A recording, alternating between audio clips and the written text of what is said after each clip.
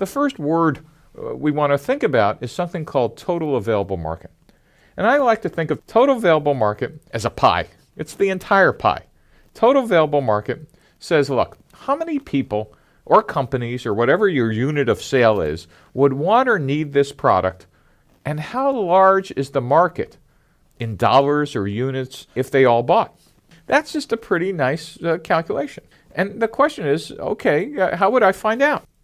In different industries, there are analysts that specialize in vertical markets and enterprise software. It's Gartner and Forrester. In video games, it's the NPD Group. In consumer research, it's Nielsen.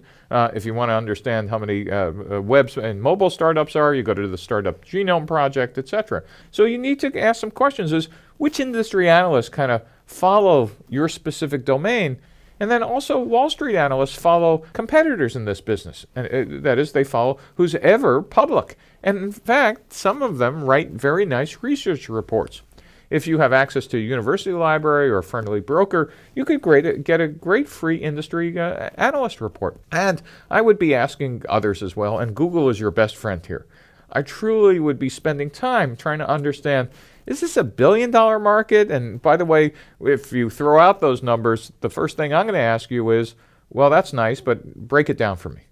Help me understand how many users, who are the players, what are the competitors, etc. You need to understand this total available market pie in some detail before I'll let you get to the next step.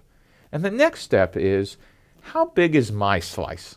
And we tend to use a fancy word for that is, what's the served available market?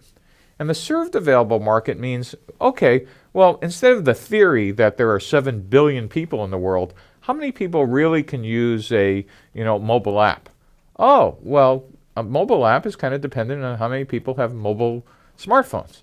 And gee, if I'm making the mobile app for, let's say, an Android platform, then the first question is, how many theoretical people are going to be using, Android platforms in this year and the next 5? Oh, now I could start estimating what's my served available market. And so how many people have the money to buy the product? That is, are you a 99-cent product or are you a $99 product? Now you're narrowing the market based on pricing or availability. And you want to do some thought experiments, like how large would the market be in dollars if they all bought? If everybody in the served available market bought, how large would this be? And this is kind of your first test to say, oh, or wow. And so you want to understand this both for dollars and units. And how do you find out?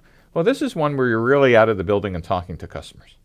And then I think of this again, using the pie analogy. The first step was trying to understand the number of people in the world, but now we can narrow it down if I have an Android app to the number of Android phones, capable phones, and then down to, well, how many would buy at my price.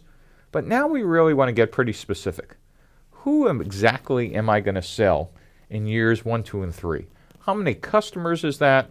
How large is the market if they all bought?